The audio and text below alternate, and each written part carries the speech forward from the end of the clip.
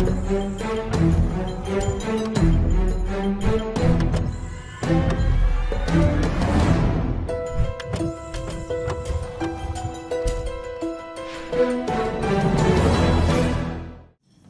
seara și bine v-am găsit! Vreau acum să facem un mic exercițiu, să ne entuziasmăm. Ne îmbrățișăm? Nu, așa.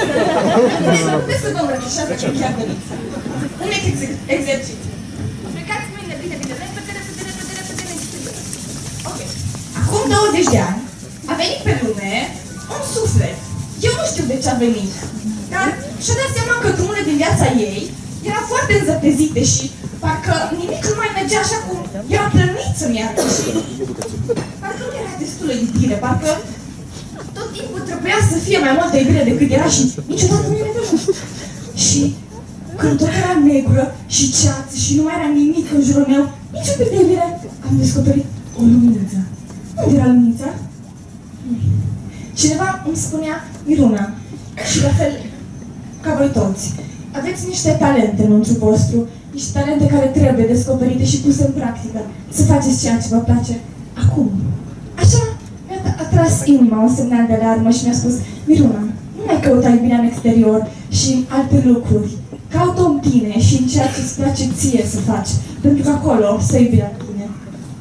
Da, trebuie să construim ceva și avem mult de construit. Nu e de ajuns să facem ceea ce nouă ne place, trebuie să construim cu adevărat ceva.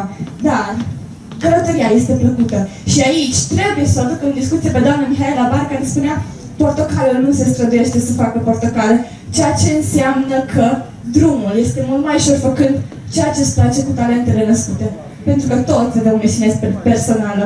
Și atunci când o dăm altora ceea ce noi știm cel mai bine, ajungem să avem rezultate și rezultatele noastre stă în zâmbetele pe care le primim, oamenilor care vin să ne mulțumesc pentru wow, m-a ajutat să fac asta, minunat! Acesta este un rezultat, un om fericit este un alt rezultat pentru mine.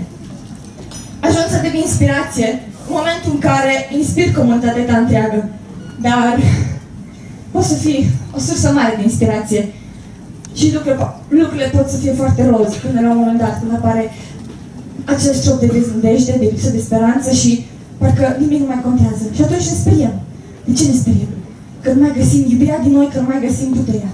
Sau putem să găsim foarte multă putere în interiorul nostru, dar avem nevoie de putere. Să nu ne speriem în fața noastră și să recunoaștem că suntem puternici cu adevărat înăuntrul nostru. Da, iubirea are forță. Și stau așa descoper și mi-e frică să iubesc cu toată inima, pentru că știu că e așa de mare iubirea asta din mine și atât de puternică încât nu m-aș mai recunoaște.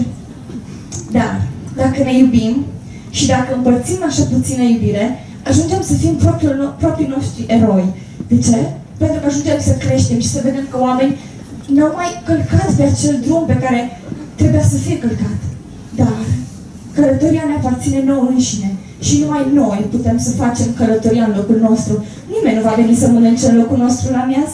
Nimeni nu va veni să, nu știu, să se distreze în locul nostru. De aceea, călătoria este responsabilitatea noastră. Vom ajunge să ne simțim mai liberi, mai descătușați și eliberați în momentul în care ne dăm seama că totul se află în noi și că nu avem nevoie de iubirea celuilalt, avem nevoie să oferim iubire. Pentru că nu este privilegiat cel care iubește, ci cel care primește iubirea, ci cel care iubește. Acela este cu adevărat binecuvântat și acela oferă. Și dacă oferi, absolut primești. Vor fi oameni care se vor alătura drumului tău, pentru că nu poți să rămâi singur într-o lume de iubire. Iubirea înseamnă imperfecțiune, asta e secret.